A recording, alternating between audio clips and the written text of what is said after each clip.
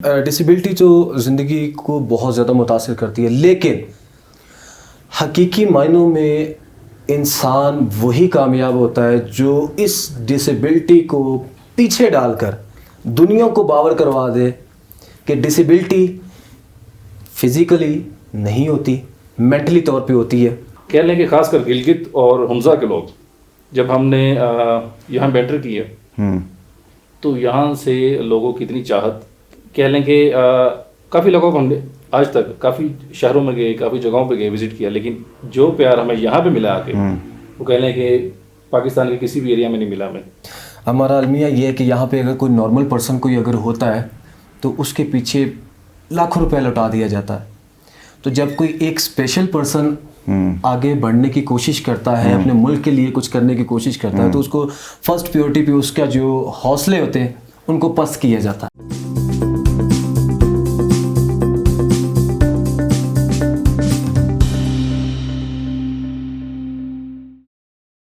السلام علیکم، آپ دیکھ رہے ہیں ایمن، میں ہوں شبیر میر۔ ناظرین، پروگرام روبرو میں آج میں آپ کی ملاقات کرانے جا رہا ہوں دو خاص شخصیات سے۔ یقیناً خاص شخصیات ہیں، لاہور سے ان کا تعلق ہے، جسمانی معذوری کا شکار ہیں اور پولیو بدقسمتی سے بچپن میں یہ دونوں کو ہو گیا اور جس کی وجہ سے ٹانگیں نقصی ہو گئی۔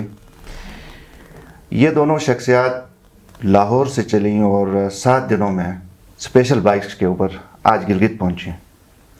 میں نام بتا دیتا ہوں، مصطفیٰ علی اور عدیل جون، دونوں باہمت شخصیات جن کا میں نے آپ سے ذکر کیا۔ بڑی انٹرسٹنگ کہانی ہے، بہت بڑا ایک چیلنج انہوں نے کس طرح اس کو عبور کیا۔ 7 دن، جیسے میں نے بتایا کہ یہ اگر آپ کلومیٹرز میں کریں تو غالباً 1000 کلومیٹر سے پلس ہی بنتا ہے، کم نہیں بنتا۔ تو پھر ٹرین جس طرح کا ہمارا ہے گلگت بلتستان کے لیے، ایک صحت مند شخص شاید اپنے ساتھی کے ہمراہ مشکل سے آتا ہو۔ ان کا تجربہ کیسا رہا، اس کے اوپر بات کرتے ہیں۔ بہت شکریہ دونوں معزز مہمانوں کا۔ مصطفیٰ صاحب، مجھے پہلے آپ بتائیے، ایک تو یہ آئیڈیا کیسے سوچا آپ کو کہ چلیں جی ایک ایڈونچر کرتے ہیں، اور وہ بھی مطلب جسمانی یہ تو نقص تو ہے، تو یہ آئیڈیا کیسے آیا تھا آپ کو؟ بسم اللہ الرحمن الرحیم۔ سب سے پہلے میں آپ کا شکریہ ادا کرتا ہوں کہ آپ نے جس طریقے سے ہمیں گلگت بلتستان میں ویلکم کیا اور اتنی زیادہ ہماری حوصلہ افزائی کی، ہم تہ دل سے اس کا مشکور ہیں آپ کے۔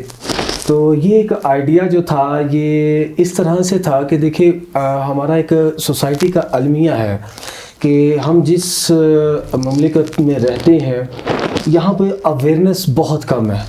تو لوگ اگر کسی کو کوئی شخص جو کسی معذوری کا شکار ہو جاتا ہے تو وہ اس کو ایک الگ مخلوق تصور کیا جاتا ہے۔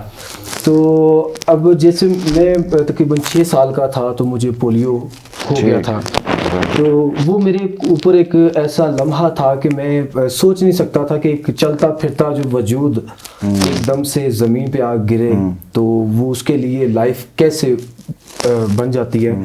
تو پھر اوپر سے ہماری سوسائٹی کا جس طریقے سے رول ہوتا تھا ریلیٹیوز میں یا باہر محلے میں، تو طرح طرح کے نام پڑ جانے، پھر مذاق اڑانا، تو اس طریقے کے وہ ایک عجیب اور بہت ٹف قسم کا دور تھا۔ تو اس وقت یہی ایک دل میں خواہش آتی تھی، سوچ اٹھتی تھی کہ کاش اللہ تعالیٰ مجھے اس قابل کر دے کہ میں چلنے پھرنے کے قابل ہو جاؤں، تو میں انشاءاللہ تعالیٰ اپنے ملک کے لیے کچھ نہ کچھ کروں گا اور اس سوسائٹی کی سوچ جو ہے وہ اس کو بدلوں گا۔ بہت بڑا آپ نے کام کیا۔ تو یقیناً پھر آتے سے پہلے خدشات تو بہت سارے ہوں گے، پتہ نہیں اتنا لمبا راستہ ہے، پہاڑی راستہ ہے، واقفیت نہیں ہے، لوگوں سے واقفیت نہیں ہے، تو پھر کیسا پھر آپ نے کہا کہ نہیں بسم اللہ چلیں؟ سر، یہ میں آپ کی بات سے بالکل 100% ایگری کرتا ہوں، کیونکہ ایک چیز ہے جب انسان کے اندر جب سوچ ایک جنون پیدا ہو جاتا ہے نا، تو وہ پھر نہیں دیکھتا کہ کیا خطرات ہیں، کیا مطلب کہ اس کے ساتھ کیا کچھ ہو جانا ہے۔ اب جیسے میں نے ویٹ لفٹنگ میں پاکستان کا نام روشن کیا تو اس وقت بہت زیادہ مشکلات تھی، اور یہ جو سفر تھا اس کے اوپر ہماری ویسا تدیل بیٹھا تو ہم روزانہ اس کے اوپر ڈسکس کرتے تھے کہ یار یہ ایک مرحلہ ایسا ہے، یہ ڈپارٹمنٹ ایک ایسا ہے کہ جس میں کیوں ابھی تک کوئی معذور شخص جو ہے وہ سفر نہیں کر سکا، کیونکہ ایک تو ہمارا امیون سسٹم جو ہوتا ہے وہ بہت کمزور ہوتا ہے اس ڈسیبلٹی کے ساتھ. تو ہم پہلے خود کی پریپریشن کے اوپر لگ پڑے.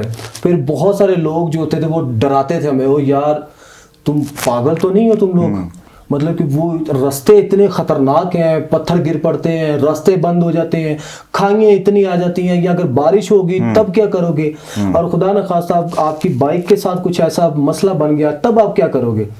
ہم نے ادھر اس کان سے سنتے تھے, ادھر سے نکال دیتے. مسئلہ جب میں آپ کے پاس آتا ہوں عادل صاحب, یہی سوال کہ پتھر گرے, خدا نخواستہ گاڑی خراب ہو, آپ کیا کریں گے, یہ آپ کے ذہن میں یہ سوال تو آیا ہوگا؟ جی بالکل, یہ پتھر گرنے والا سوال تو میرے مائنڈ میں آیا تھا, کیونکہ یہ بات میرے مائنڈ میں آنے سے پہلے مجھے کافی لوگ یہ ہمیں یہ کہہ چکے تھے, یا وہ راستہ ٹوٹا ہوا ہے, چھوٹے چھوٹے روڈ ہے, سنگل روڈ ہیں, آپ لوگ کیسے طے کرو گے, اوپر سے پتھر گر جاتے ہیں, راستہ بند ہو گیا, کوئی پتھر آپ کی گاڑی بند ہو گئی, کوئی پتھر آپ کے اوپر گر گیا, نہ تو آپ باقی سائڈ پہ ہو سکتے ہو, تو اگر آپ کے اوپر گر گیا تو ظاہر سی بات ہے کہ جان لیوا نقصان بھی کوئی ہو سکتا ہے. ہم نیگیٹو جو ہمارے لیے ڈیگریڈ کرنے والی چیزیں تھیں وہ ان کو ہم ادھر سے سنتے تھے اور ادھر سے نکال دیتے تھے. ہم بس دیکھ رہے تھے کہ جو پازیٹیو چیزیں ہمارے لیے, کہ جو ہم یہ دیکھتے تھے کہ ہمارے لیے کیا کیا ہے, یعنی کہ آگے فائدے ہیں اس کے, رائٹ, کہ ہم اپنی خوبصورتی کو جو ہمارے ملک کے اندر ہے اس کو. تو کوئی مسئلہ تو نہیں ہوا خدا کے فضل سے, آپ خیریت سے آ گئے؟ کوئی گاڑی خراب, کوئی گاڑی خراب ہوئی تھی ہماری, ہوئی, بالکل, پتھر بھی گرے تھے, لیکن دور کہیں سب نہیں, سب ہوا سب کچھ ہمارے ساتھ. اچھا, لیکن جیسے وہ لوگ کہہ رہے تھے اور جیسے ہمیں ڈرا رہے تھے ویسے اس طرح سے نہیں ہوا. ٹھیک ہے, تو آپ کا کتنے دنوں کا ٹارگیٹ تھا کہ آپ ادھر سے نکلیں گے اور گلگت پہنچیں گے؟ ٹارگیٹ ہمارا 4 دنوں کا تھا. ٹھیک ہے, اور 4 دنوں میں ہم نے کر بھی لینا تھا. ہم جیسے ہی نکلے ہیں لاہور سے تو ایک کھڈا آیا نیچے سامنے, تو بائک وہاں پہ نا روڈ تھوڑا خراب تھا, رات کو ہم نکلے وہاں سے, تو کھڈا آیا تو بائک ہماری اس میں نا کچھ انجن میں کچھ مسئلہ ہو گیا, کچھ پتہ نہیں ہم کیا تھا, تو ہمیں پھر وہاں پہ اسٹے کرنا پڑا گجرانوالہ میں. پھر اس کے بعد ہم نے یہ کیا کہ پورا دن ہمیں وہاں پہ لگ گیا. صبح ظاہر سی بات رات کا تقریباً کوئی 1 بجے کا ٹائم تھا. پھر گجرانوالہ میں اسٹے کیا ہم نے, پھر وہاں سے ہم پورا دن بائک ٹھیک کروائی. پھر اگلے دن تقریباً ہم شام 6 بجے ہم نکلے, اور 1:30 بجے, رات کے 1:30 بجے ہم پنڈی پہنچے ہیں. ٹھیک, پنڈی سے پھر ہم اگلے صبح کو نیند وغیرہ پوری کر کے تو پھر اگلے دن ہم وہاں گئے ہیں مانسیرا سے پھر ایسے ہمیں سفر ہو گیا اپنا. پنڈی سے گلگت کتنے دن لگے آپ کو؟ ہمیں گلگت سے لاہور سے گلگت میں 5 دن لگے. پھر وہاں سے ہمیں گلگت سے ٹاپ تک جانے میں 2 دن لگے. اچھا, آپ ٹاپ سے ہو کے آئے ہیں؟ جی بالکل, زبردست. چلو مصطفیٰ صاحب آپ بتائیں نا, ٹاپ تو کبھی آپ نے سوچا ہی ہوگا کہ کبھی جائیں, ہو سکتا ہے نہ جائیں, لیکن اب جا کے کیسا آپ کو لگا؟ دیکھیے میں یہ نا ایک مرتبہ پہلے ایک میک اے وش پروگرام کے تحت ہم اسپیشل بچوں کو پہلے لے کر آئے تھے, لیکن وہ گاڑیوں میں سفر کرنا وہ اور قسم کا ایکسپیرینس تھا.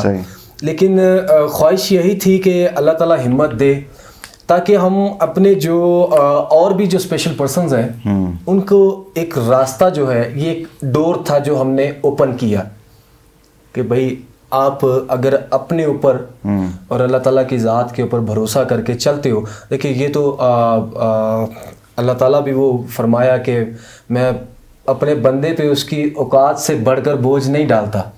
تو جب وہ انسان سفر میں ہوتا ہے تو اس کی مدد بھی ساتھ ہوتی ہے, اور یہ ہم نے دیکھا ہے کہ جس طریقے سے مشکلات سے نکلے, کیسے کیسے اللہ تعالیٰ کی ذات راستے کھولتی گئی اور ہم چائنا بارڈر ٹاپ تک پہنچے. اور اس وقت کو جو ایکسائٹمنٹ تھی نا وہ ایک انبلیو قسم کی تھی کہ یس وی کین ڈو اٹ. زبردست, صحیح. مدد کی آپ نے بات کی, اللہ کی مدد تو شامل حال رہی, کوئی حکومت سے کسی مخیر حضرات کی طرف سے بھی کوئی مالی مدد ہوئی نہیں؟ دیکھیے اس چیز کے اوپر میں کہنا چاہوں گا کہ ہم نے یہ بات وہی آ جاتی ہے کہ جب ہم ہمارے ذہن میں نام آتا نا کہ اسلامی جمہوریہ پاکستان, ہمارا المیہ یہ ہے کہ یہاں پہ اگر کوئی نارمل پرسن کوئی اگر ہوتا ہے تو اس کے پیچھے لاکھوں روپے لوٹا دیا جاتا ہے. تو جب کوئی ایک اسپیشل پرسن آگے بڑھنے کی کوشش کرتا ہے, اپنے ملک کے لیے کچھ کرنے کی کوشش کرتا ہے, تو اس کو فرسٹ پیورٹی پہ اس کا جو حوصلے ہوتے ہیں ان کو پست کیا جاتا ہے. آپ تو یہ کر ہی نہیں سکتے. ہم نے تقریباً کوئی آلموسٹ 25-30 لوگوں سے جو تھا وہ رابطے کیے کہ سر ایسے ایسے ہم پاکستان کا نیشنل ریکارڈ جو ہے وہ بنانا چاہتے ہیں موٹر سائیکلوں پہ. तो उन 25-30 में से एक हमारे जहाँ हम पढ़ते रहे स्कूल में, उनके टीचर्स ने हमें PSRD ने बहुत ज़्यादा अप्रिशिएट किया। ये जज्बा भी उन्होंने वहीं से दिया। आया। ज़बरदस्त। तो फिर डिस्कवर पाकिस्तान के जो चैनल था, न्यूज़ चैनल, तो उनके पास हम फाइनली मतलब कि इतना डिसहार्ड हो चुके थे कि वो शाम हम ऐसे ही रोड पे बैठे हुए थे दोनों के, किससे अब रब्ता करें। तो वो अचानक ही फिर वो उनसे रब्ता हुआ, तो जैसे ही उनके पास पहुँचे तो उन्होंने कहा कि वेलकम आप लोग, ये तो हमारे लिए एजाज़ की बात होगी कि आप जाएं, हमारी तरफ से आप जाएं ना जाएं हमें इससे नहीं है, लेकिन आप जो जज्बा लेकर आए हम उसकी कदर करते हैं। उसकी कदर करते हैं। तो उन्होंने माशाल्लाह बहुत ज़्यादा सपोर्ट किया हमें। सही। और हमने अपना ये सपोर्ट। आदिल साहब, वापसी की क्या प्लान है? एक्साइटमेंट की लेवल तो कम हो गया होगा अभी तक, वही उसी जगह से वापस जाना है। हम लोग वैसे मुझे ये भी बताएं कि जब आप टॉप पे पहुंचे तो आपकी क्या तासुरात थे? जब हम टॉप पे पहुंचे तो एक्साइटमेंट बहुत ज़्यादा थी कि जो हम एक हफ्ते से सफ़र कर रहे हैं कि यार वहाँ पे पहुँचना है, तो हर हाल में पहुँचना है। तो वहाँ पे पहुँचे तो खुशी की कह लें कि आंखें नम थी हमारी दोनों की। ज़बरदस्त। तो और वहाँ पे क्योंकि जो जैसे ही उन लोगों ने हमें अप्रिशिएट किया वहाँ पे, ठीक। तो हम देख के कि यानी कि यार हौसला, यानी कि हमने यानी कि मेहनत की है और हमें उसका फल मिल गया यहीं पे आके। सही। लोगों से मिले, इंटरेक्शन आपकी हुई, कैसे कैसे लोग आपको मिले, कैसा लगा लोगों से मिलकर?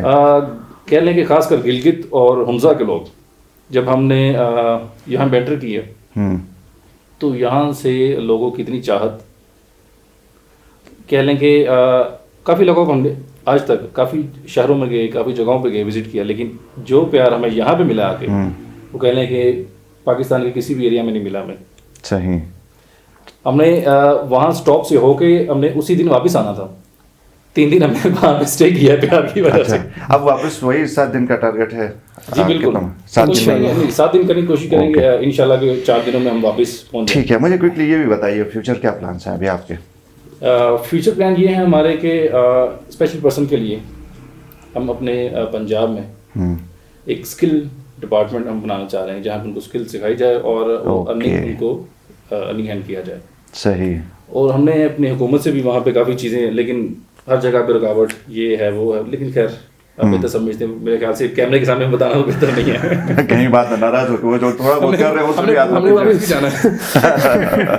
मुस्फाद साहब, आपके क्या फ्यूचर प्लान है? इकट्ठे ही करेंगे जो भी जी करेंगे? अल्हम्दुलिल्लाह हम तकरीबन 2003 से हम एक साथ हैं इस चीज़ के ऊपर, मोस्टली क्योंकि हम एक चीज़ के ऊपर जो तासुर, जो आम जो स्पेशल पर्सन्स के अंदर जो एक डर है, खौफ है कि पता नहीं हमारे साथ सोसाइटी क्या रोल प्ले करे, तो उस चीज़ को लेकर हम अल्हम्दुलिल्लाह आज तक मतलब कि जितना अपने तवस्सुत से हो सकता है उनके लिए कोई बेटरमेंट के ऊपर, जैसे ये स्किल्स डेवलपमेंट पे अब ख़ास तौर पे ये है कि उनको कुछ ऐसी स्किल्स भी के साथ भी किया जाए कि जैसे स्पोर्ट्स हो गई, स्पोर्ट्स के साथ टूरिज़्म हो गया। ज़बरदस्त। और मैं ये चाहूँगा कि आखिर में एक मैसेज भी दीजिएगा, आप खुद पोलियो का शिकार हुए वालिदैन को और बच्चों को, कि पोलियो से कितना आपको आपकी ज़िंदगी मुतासर करता है? देखिए ये डिसेबिलिटी जो ज़िंदगी को बहुत ज़्यादा मुतासर करती है, लेकिन हकीकी मायनों में इंसान वही कामयाब होता है जो इस डिसेबिलिटी को पीछे डालकर दुनिया को बावर करवा दे कि डिसेबिलिटी फिज़िकली नहीं होती, मेंटली तौर पे होती है।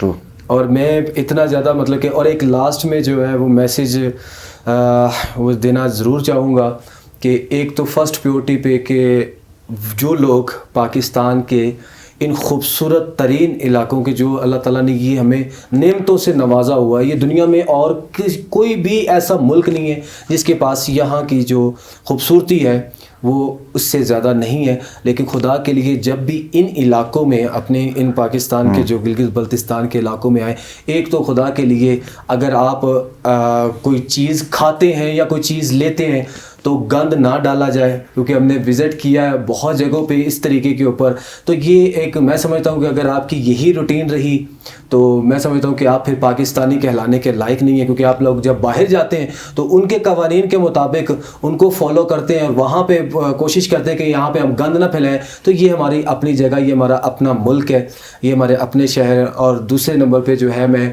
اسپیشلی شکریہ ادا کرنا چاہوں گا کہ جنہوں نے ہمیں یہاں پہ بہت زیادہ سپورٹ کی ہے ہنزا میں، اور یہ اپنا خاص کر دیدار بھائی، دیدار بھائی وہ خود بھی اسپیشل پرسن ہے، تو انہوں نے ہر جگہ پہ ہمارا ساتھ دیا. رائٹ. ارشاد کاظمی کی آپ بالکل ارشاد کاظمی صاحب ہے. ٹھیک ہے عادل بھائی، آپ بھی آخری میسج دیجیے گا، اور یہ بھی ضرور بتائیے کہ پولو کے قطرے ضرور پلائیں والدین، یہ بھی میسج بھی آپ ضرور دیجیے گا، اور اپنا جنرل میسج بھی آپ.